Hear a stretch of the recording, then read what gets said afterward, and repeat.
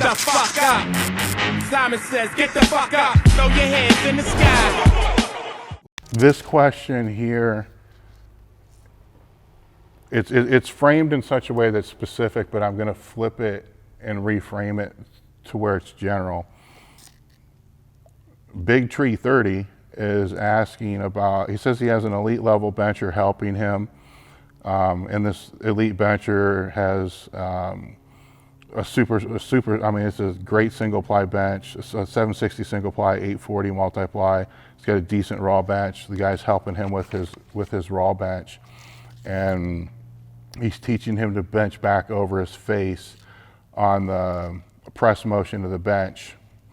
And he wants to know if, you know, this is a benefit or if it's hampering his technique compared to benching in a straight line. We're dealing with, when you're talking technique, and this is going to be the same with the squat and the deadlift and all this other kind of stuff, all lifts are going to have different various types. There's technique, and then there's style, and then there's form. Ricky Crane was actually the first person I saw that wrote about this and did a phenomenal job of writing about it. And I may be screwing up how he defined form and style, but technique is basically just the basic technique, what you need to do properly with the movements to get the highest outcome without getting hurt. So that can vary based upon your biomechanics and your own body structure, your body weight, your strength. So there's going to be a certain form that's going to come from that. And then the style is going to be kind of like your own unique twist that just happens to work better for you. You know, some people do some strange shit when they lift, and a lot of people will look at it and say how screwed up it is. And you know, what pops to my mind is Steve Goggins' squat, you know, because everybody was always saying that about his squat. But you know what, his technique was on point, and his form, if you look at his form, is really solid. And then he's got a certain style that he used for that, which he was able to maximize. And he wouldn't have done it any other way because that was the way that he was the strongest. So to be able to figure out form and style, and those will change, you know, as you gain weight. Because as you gain weight, I don't want to say your levers change because your bones don't actually change, but shit gets in the way of the bones, you know, muscle, fat, and all that. So your center of gravity is going to change, and your levers to a certain degree are going to change a little bit. So the form's going to change a little bit. So when we're talking about a bench press, benching back towards the rack or benching in a straight line, I know what I like to teach, and I know what works well for me, but I don't give a fuck about that if I'm coaching somebody on the bench. When I'm coaching somebody on the bench and I see that there's somebody that likes to push back, and that tends to be what their natural ingrained pattern is, I'm going to look at the strength, and I'm going to look at the potential of what could actually be there with that.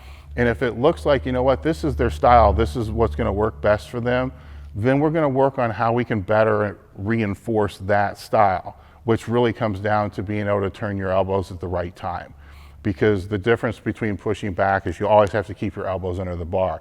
So if you're pushing back towards the rack and you're not flaring your elbows at the right time, the bar is going to handcuff and hit, you know, come back on your face, and you're not going to be able to lock it out. Where if you're pushing in a straight line, it's going to be a shorter distance, and the bar is going to be easier to keep in line with your wrist, your forearms, and your elbow.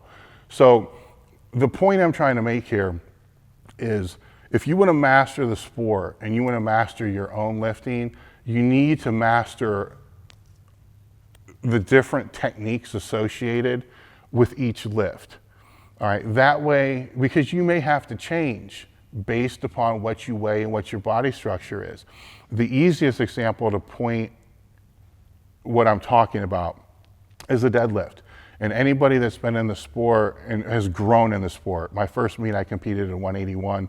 The last meet I competed, I weighed around, well, it was 308, I weighed at 312. There were certain weight classes I couldn't pull conventional to save my life. And it just sucked, but sumo felt really good. So I had to change, you know, so instead of just grinding the fucking conventional into the ground, I just moved out sumo, and it was just better for my leverages. Then, you know, that was I think I started, it was conventional, felt better. Then around the 220 range, Sumo felt good. 242, Sumo felt good. 275, it started to get a little choppy on what felt good. They were both kind of the same.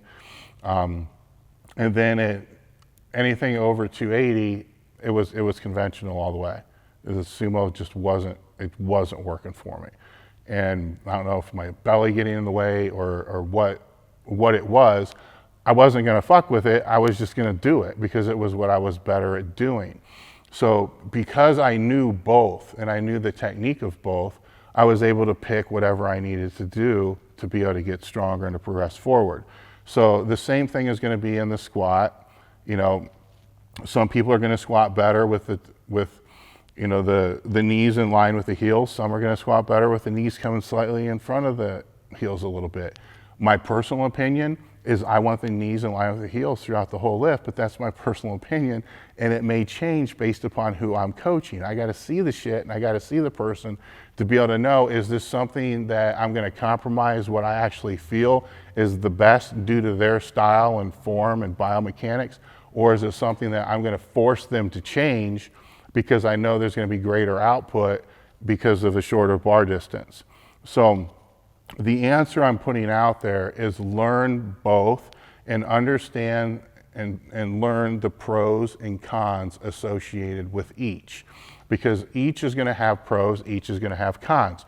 So if you wanna know what they are, and if you wanna know exclusively what they are, find somebody that's dead set, 100%, everybody has to push in a straight line. They'll tell you the cons, every con in the world for pushing back towards your face and turning your elbows at the bar. They'll tell you, trust me, they're gonna tell you. Or vice versa, find somebody who, you know, strongly believes you have to push back towards the rack, and they're gonna tell you every con associated with pushing in a straight line.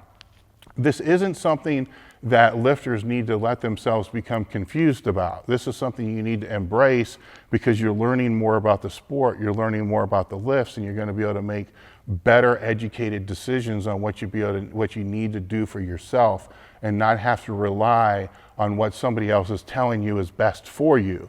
The final outcome for you to be the strongest person you can be on the platform is to be able to know what you need to do for yourself with only slight guidance coming from other people.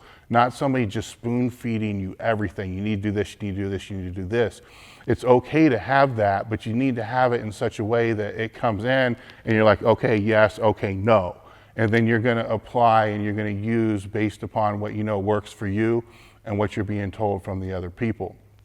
There's very, very few coaches out there, probably less than 5, that I would say, yes, listen to everything they tell you to do, because they've been doing it for 40 years or more and know down pat what their system is, and they know how to auto-regulate and how to change and how to adjust every single variable with that.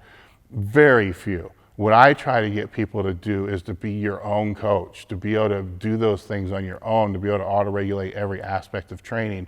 And this is one example of how to be able to do that, is to take questions like this that you're asking to me and then ask yourself. You know, reframe the question. Why should I press in a straight line? Why should I press back towards my face? And then seek those answers to both, and then process it without confusion.